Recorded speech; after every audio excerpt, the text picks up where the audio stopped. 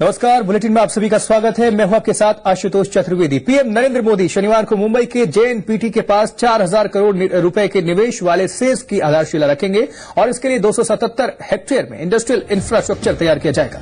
इस प्रोजेक्ट से प्रत्यक्ष और अप्रत्यक्ष तरीके से 1.5 लाख नौकरियां मिलेंगी। प्रधानमंत्री मोदी सेज के अलावा पोर्ट कनेक्टिविटी हाईवे प्रोजेक्ट की भी आधारशिला रखेंगे और इस प्रोजेक्ट में करीब 1927 करोड़ रुपए खर्च होंगे। ये प्रोजेक्ट दिसंबर 2017 तक पूरा होगा और इसके तहत पोर्ट को नेशनल हाईवे से जोड़ने के लिए रेल ब्रिज और फ्लाईओवर बनेंगे। इस मौके पर जेएनपीटी पोर्ट से प्रभावित लोगों को जमीन आवंटन भी किया जाएगा।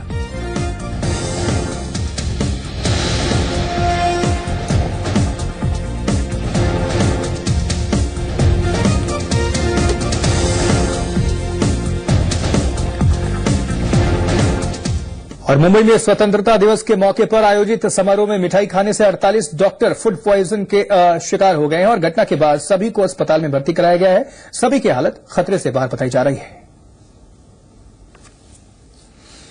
तो 48 डॉक्टर फूड पॉइजनिंग के शिकार हुए मिठाई खाने से। तकरीबन 12 बजे न्यूज मिली थी कि जो हमारे रेसिडेंट डॉक्टर्स हैं, निवासी डॉक्टर्स, उन्होंने नाश्ता किया था जो करते हैं। आज इंडिपेंडेंस दिन के कारण उनको बर्फी दी थी और तिरंगी बर्फी जो उन्होंने खाई, सबने खाई 8-9 के बीच में। किन किन को कुछ नहीं हुआ, किन किन को तकलीफ होने लगी। अभी तक जो है 48 लोग आए हुए हैं और उसमें से आधे फीमेल्स हैं, आधे मेल्स हैं। सब स्टेबल हैं, सबको, किसी को बहुत सारी उल्टियां ऐसा नहीं हुई है, जुलाब नहीं हुआ है, पेट दर्द हो रहा है। एक का ही सिर्फ हमने सोनोग्राफी के लिए भेजा है, बाकी सब ठीक है। और सुप्रीम कोर्ट के चीफ जस्टिस आरएन लोढ़ा ने कहा है कि कार्यपालिका और संसद को न्यायपालिका में दखल नहीं देना चाहिए। चीफ जस्टिस लोढ़ा ने कहा है कि कार्यपालिका, संसद और न्यायपालिका को एक दूसरे का सम्मान करना चाहिए। उन्होंने कहा कि संविधान निर्माताओं ने संविधान में ये सुनिश्चित किया है कि ये तीनों संस्थाएं बिना किसी दबाव के अपने अपने क्षेत्रों में काम करें। उन्होंने कहा कि न्यायपालिका के पास मात्र 1000 नियुक्तियों का अधिकार है, जबकि राज्य सरकारों के पास 19,000 जजों की नियुक्ति का अधिकार होता है। चीफ जस्टिस का यह बयान काफी अहम है क्योंकि लोकसभा के बाद राज्यसभा में भी सरकार ने जजों की नियुक्ति संबंधी बिल पास किया है, जिसमें अब सरकार का दखल होगा। वहीं कानून मंत्री रविशंकर प्रसाद ने कहा कि सरकार न्यायपालिका की आजादी के लिए प्रतिबद्ध है। साथ ही उन्होंने प्रयोग में न आने वाले 200 से 300 कानूनों को खत्म करने का भी भरोसा दिया है। About 20,000 judges, right from the Chief Justice of India to the lowest cadre of, say, municipal magistrate. Of them, more than 19,000 are appointed by the state governments because they relate to subordinate judiciary. Rest, of course, 1,000 or so, even less than that, 906 as High Court judges and 31 Supreme Court judges, as per the existing constitutional provision, it is being handled by the judiciary. Of that, so far as Supreme Court is concerned, of the 31 judges, 30 judges are functioning. उधर CJI के बयान पर सियासत भी शुरू हो गई है। आइए आपको सुना देते हैं कि वरिष्ठ वकील और एनसीपी नेता माजिद मेनन और आईएनबी मिनिस्टर प्रकाश जावड़ेकर का इस पर क्या कुछ कहना है। जहां हम सेपरेशन ऑफ पावर्स की बात करते हैं संविधान के तहत, वहीं पर कॉन्फ्लिक्ट ऑफ पावर्स को भी अवॉइड करना चाहिए। दो बड़े स्तंभ जो हैं हमारे लोकतंत्र के जुडिशरी और एग्जीक्यूटिव, इसके दरमियान आपस में क्लैश नहीं होनी चाहिए। और अगर वो क्लैश होता है तो वो लोकतंत्र के हित में नहीं होगा, वो हमारे देश के हित में नहीं होगा। तो मुख्य न्यायाधीश ने जो आज बात कही है, मैं उससे सहमत हूं।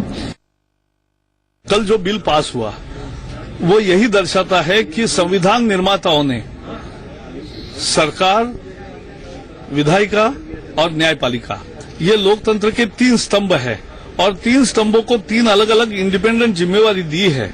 एक दूसरे को अकाउंटेबल कौन कैसा है और जुडिशरी कैसी इंडिपेंडेंस है।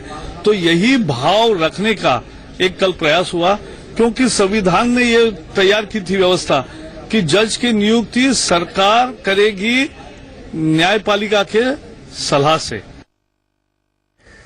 और देश के प्रधानमंत्री नरेंद्र दामोदर दास मोदी ने आज अपने एक और सपने को पूरा कर लिया। मोदी ने देश को लाल किले की प्राचीर से संबोधित किया तो कई चीजें ऐसी हुई जो संबोधन के दौरान पहली बार देश ने देखी। आप भी देखिए इस रिपोर्ट में। 68वें स्वतंत्रता दिवस पर लाल किले की प्राचीर से मोदी का एक एक शब्द 125 करोड़ लोगों के लिए था। ये सिर्फ संबोधन नहीं, ये लोगों के दिलों से जोड़ने का भाषण रहा। एक एक शब्द मोदी के कद को और ज्यादा बढ़ा गया और एक एक लाइन भविष्य के लिए एक नई राह भी दिखाती चली गई। मोदी के इस भाषण के दौरान एक नई शुरुआत भी हुई और कई चीजें ऐसी हुई जो पहली बार देश ने देखी। आजादी के बाद जन्मे पहले प्रधानमंत्री का संबोधन। मोदी का जन्म 17 सितंबर 1950 का है, यानी आजादी के बाद मोदी ने इस देश में जन्म लिया। नरेंद्र दामोदर दास मोदी ऐसे पहले प्रधानमंत्री हैं जो आजादी के बाद जन्मे और फिर उन्होंने देश को संबोधित किया। पहली बार बिना लिखा भाषण पढ़ा। देश के 68वें स्वतंत्रता दिवस के इस मौके पर मोदी ने बिना लिखे हुए भाषण से देश को संबोधित किया। आजादी के बाद जितने भी प्रधानमंत्री हुए सभी ने लिखे हुए भाषण को लाल किले की प्राचीर से पढ़ा था। इसके अलावा लाल किले पर पहुंचे वीवीआईपीज को भाषण की कॉपी भी दी जाती थी, लेकिन मोदी ने इस परंपरा को बदल दिया। पहली बार बिना बुलेट प्रूफ बॉक्स से भाषण। मोदी जब देश को संबोधित करने पहुंचे तो वो लाल किले पर बुलेट प्रूफ बॉक्स में नजर नहीं आए। इंदिरा गांधी के वक्त बुलेट प्रूफ बॉक्स को लाल किले के प्राचीर पर लगाया गया था, लेकिन मोदी ने बिना बुलेट प्रूफ बॉक्स से जनता को संबोधित किया। बच्चों के बीच में पहुंचे प्रधानमंत्री। ये मोदी ही थे जिन्होंने बच्चों के सपनों को पूरा कर दिया। अपने संबोधन के खत्म होने के बाद नरेंद्र मोदी एकाएक बच्चों के बीच पहुंच गए, बच्चों के साथ हाथ मिलाया और फोटो खिंचवाए। देश के प्रधानमंत्री ने बच्चों को धन्यवाद भी कहा। क्या बोला प्रधानमंत्री? सर कुछ नहीं बोला, वो बहुत अच्छे से हमने हाथ मिलाया और बहुत अच्छा लगा। सर बोला कि थैंक यू। आपने कभी सोचा था पीएम से हाथ मिला पाएंगे? नहीं सर। प्रधानमंत्री को अपने बीच में देख बच्चों की खुशी का ठिकाना नहीं रहा। शायद तभी तो मोदी बच्चों के सुपर हीरो बन गए। नरेंद्र मोदी क्या आपको हीरो की तरह नजर आए जो बहुत अच्छी अच्छी बातें कर रहे थे? बहुत सही, सुपर हीरो। बहुत अच्छा लगा, बहुत मजा आया उनसे मिलके, बहुत अच्छा। मोदी आज अलग दिखे और ये उनका अलग अंदाज ही है कि आज भी मोदी करोड़ों लोगों का दिल एक बार फिर से जीत कर ले गए। ब्यूरो रिपोर्ट, जी मीडिया। तो आइए नजर डालते हैं उन 10 बड़ी बातों पर जो आज प्रधानमंत्री नरेंद्र मोदी ने देश के सामने रखी है।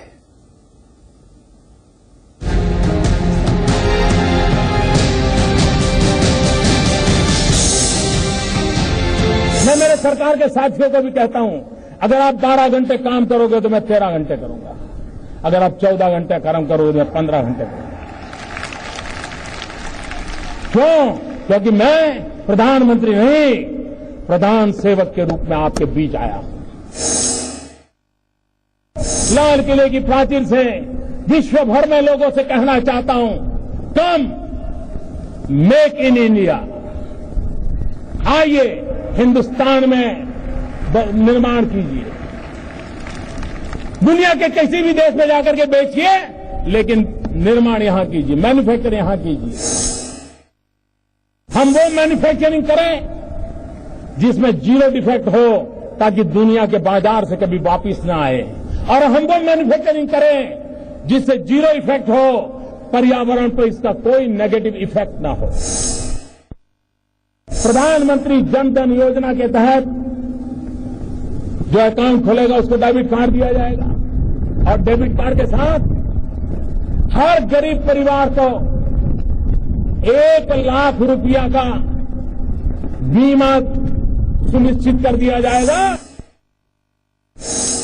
नया शरीर, नई आत्मा के साथ, नई सोच के साथ, नई दिशा के साथ, नए विश्वास के साथ एक नए इंस्टीट्यूशन को हम निर्माण करेंगे, और बहुत ही जल्द योजना आयोग की जगह पर ये नई इंस्टीट्यूट काम करे, उस दिशा में हम आगे बढ़ने वाले हैं। संसद आदर्श ग्राम योजना, वहां की शिक्षा, वहां का स्वास्थ्य, वहां की सफाई, वहां के गांव का माहौल, गांव में ग्रीनरी, गांव का मेलजोल, कई पैरामीटर अपन तय करेंगे और हर सांसद 16 तक अपने इलाके में एक गांव को आदर्श गांव बनाए। क्या हम तय करें कि 2019 जब महात्मा गांधी की 150वीं जयंती बनाएंगे, हमारा गांव, हमारा शहर, हमारा गली, हमारा मोहल्ला, हमारी स्कूल, हमारे मंदिर, हमारे अस्पताल, सभी क्षेत्र गंदगी का नामो निशान नहीं रहने देंगे। स्किल डेवलपमेंट को बहुत तेजी से आगे बढ़ाने का संकल्प लेकर मैं करना चाहता हूं।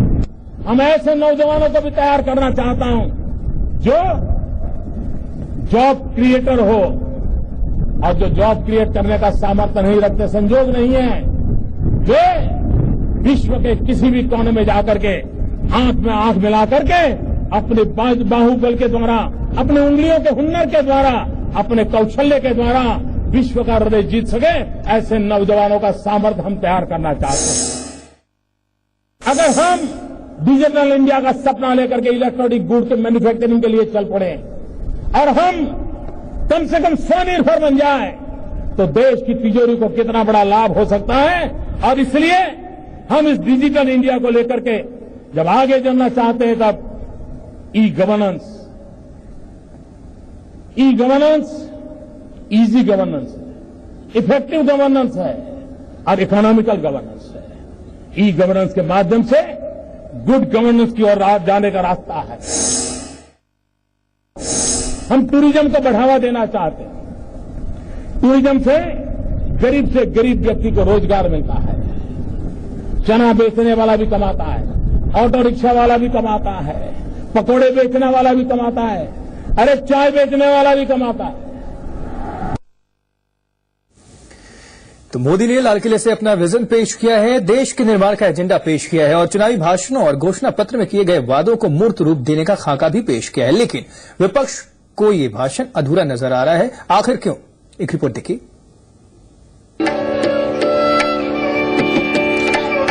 बात चुनावी भाषणों की हो रही हो या फिर चुनावी घोषणा पत्र की, सरकार बनाने के बाद नरेंद्र मोदी ने उन तमाम वादों को अमली जामा पहनाने के लिए कदम बढ़ाने शुरू किए हैं। गंगा की सफाई, नदी जोड़ो परियोजना, काला धन, अर्थव्यवस्था जैसे तमाम मसले हैं जिन्हें लेकर सरकार कदम दर कदम आगे बढ़ रही है। खुद को प्रधानमंत्री नहीं, प्रधान सेवक कहते हैं मोदी। चुनावी भाषणों में देश के खजाने का पहरेदार बताते रहे मोदी, लेकिन लाल किले के भाषण में काले धन का जिक्र जब नदारद रहा तो विपक्ष ने सवाल उठाने शुरू कर दिए हैं। ये जरूर कहूंगा कि बहुत सारे अहम मुद्दों पर उन्होंने देश को नहीं बताया वो क्या करना चाहते। काले धन की कोई चर्चा नहीं हुई, जो एक बड़ा मुद्दा था, जिस मुद्दे को लेकर आपने सरकार बनाई थी। आपने महंगाई की भी कोई चर्चा नहीं की। इतना ही नहीं, विपक्ष को इस बात पर भी एतराज है कि आखिर योजना आयोग को लेकर मोदी की नजरें टेढ़ी क्यों हैं। विपक्ष अब आरोप लगाने लगा है कि सत्ता अब व्यक्ति केंद्रित हो गई है। माननीय प्रधानमंत्री जिस तरह से गुजरात चलाते थे अकेले, यहाँ भी वो अकेले ही चलाते हैं।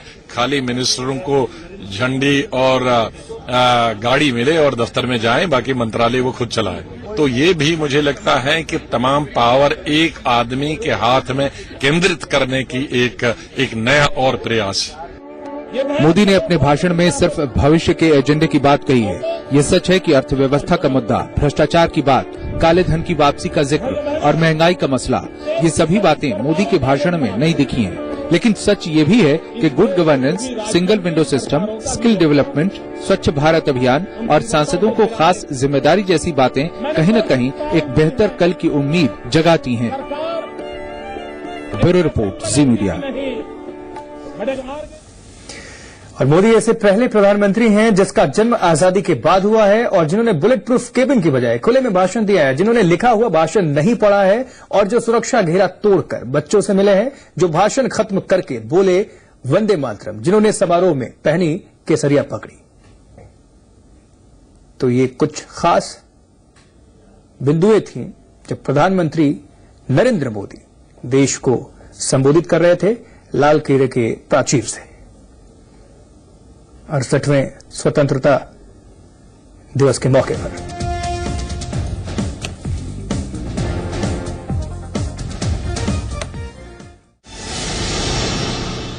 इतिहास रचने में माहिर हो चुके प्रधानमंत्री नरेंद्र मोदी ने लाल किले पर झंडारोहण कर एक और इतिहास रच दिया है, जहां मोदी ने काफी कुछ इस मौके पर ऐसा किया है जो आज तक नहीं हुआ है, बीते 67 सालों में कभी नहीं हुआ है। एक रिपोर्ट दिखाते हैं आपको। 68वें स्वतंत्रता दिवस पर लाल किले की प्राचीर से मोदी का एक एक शब्द 125 करोड़ लोगों के लिए था। ये सिर्फ संबोधन नहीं, ये लोगों के दिलों से जोड़ने का भाषण रहा। एक एक शब्द मोदी के कद को और ज्यादा बढ़ा गया और एक एक लाइन भविष्य के लिए एक नई राह भी दिखाती चली गई। मोदी के इस भाषण के दौरान एक नई शुरुआत भी हुई और कई चीजें ऐसी हुई जो पहली बार देश ने देखी। आजादी के बाद जन्मे पहले प्रधानमंत्री का संबोधन। मोदी का जन्म 17 सितंबर 1950 का है, यानी आजादी के बाद मोदी ने इस देश में जन्म लिया। नरेंद्र दामोदर दास मोदी ऐसे पहले प्रधानमंत्री हैं जो आजादी के बाद जन्मे और फिर उन्होंने देश को संबोधित किया। पहली बार बिना लिखा भाषण पढ़ा। देश के 68वें स्वतंत्रता दिवस के इस मौके पर मोदी ने बिना लिखे हुए भाषण से देश को संबोधित किया। आजादी के बाद जितने भी प्रधानमंत्री हुए सभी ने लिखे हुए भाषण को लाल किले की प्राचीर से पढ़ा था। इसके अलावा लाल किले पर पहुंचे वीवीआईपीज को भाषण की कॉपी भी दी जाती थी, लेकिन मोदी ने इस परंपरा को बदल दिया। पहली बार बिना बुलेट प्रूफ बॉक्स से भाषण। मोदी जब देश को संबोधित करने पहुंचे तो वो लाल किले पर बुलेट प्रूफ बॉक्स में नजर नहीं आए। इंदिरा गांधी के वक्त बुलेट प्रूफ बॉक्स को लाल किले के प्राचीर पर लगाया गया था, लेकिन मोदी ने बिना बुलेट प्रूफ बॉक्स से जनता को संबोधित किया। बच्चों के बीच में पहुंचे प्रधानमंत्री। ये मोदी ही थे जिन्होंने बच्चों के सपनों को पूरा कर दिया। अपने संबोधन के खत्म होने के बाद नरेंद्र मोदी एकाएक बच्चों के बीच पहुंच गए, बच्चों के साथ हाथ मिलाया और फोटो खिंचवा। देश के प्रधानमंत्री ने बच्चों को धन्यवाद भी कहा। सर कुछ नहीं बोला, वो बहुत अच्छे थे, हमने हाथ मिलाया, बहुत अच्छा लगा। सर बोला कि थैंक यू। सोचा था पीएम से हाथ मिला पाएंगे? No sir. प्रधानमंत्री को अपने बीच में देख बच्चों की खुशी का ठिकाना नहीं रहा। शायद तभी तो मोदी बच्चों के सुपर हीरो बन गए। नरेंद्र मोदी का आपको हीरो की तरह नजर आए, जो बहुत अच्छी अच्छी बातें कर रहे थे। बहुत बढ़िया, सुपर हीरो। बहुत अच्छा लगा, बहुत मजा आया उनसे मिलके, बहुत अच्छा। मोदी आज अलग दिखे और ये उनका अलग अंदाज ही है कि आज भी मोदी करोड़ों लोगों का दिल एक बार फिर से जीत कर ले गए।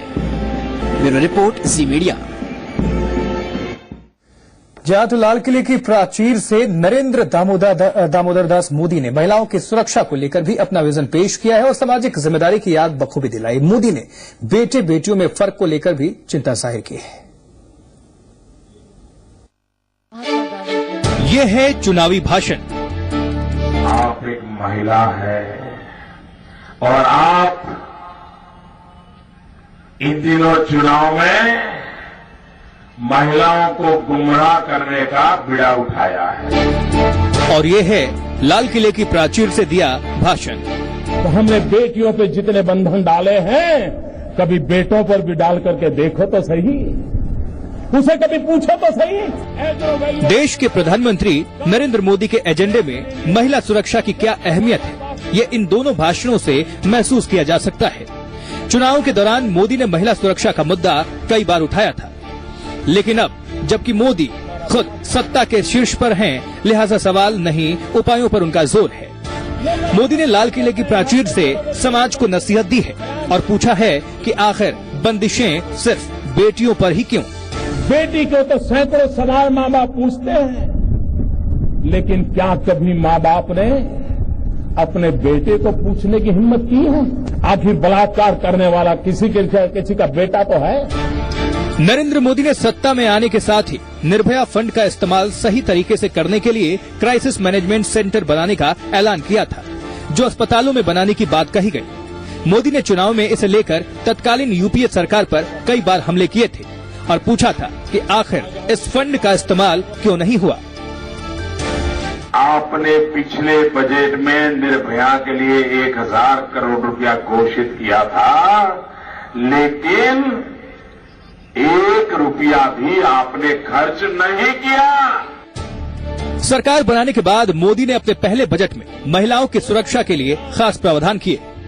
इनमें पब्लिक ट्रांसपोर्ट में महिलाओं की सुरक्षा के लिए 50 करोड़ रुपए के सुरक्षा फंड का ऐलान किया, तो बेटी बचाओ और बेटी पढ़ाओ योजना के लिए 100 करोड़ रुपए दिए। सरकार ने लिंग भेद पर लगाम लगाने के लिए स्कूलों के पाठ्यक्रम में इसे जोड़ने की बात कही, तो स्कूलों में शौचालय और पेयजल की बात भी लगातार मोदी करते रहे। यानी वादे जो चुनाव के पहले थे वो चुनाव के बाद भी हैं। फर्क इतना है कि चुनाव बाद सरकार के मुखिया के तौर पर मोदी सभी चुनावी वादों पर आगे बढ़ रहे हैं। लाल किले का भाषण बताता है कि मोदी के चुनावी वादे सिर्फ कोरे वादे नहीं थे, बल्कि वो विजन था जिसके आधार पर मोदी भविष्य के हिंदुस्तान की तस्वीर रचना चाहते हैं। ब्यूरो रिपोर्ट, जी मीडिया।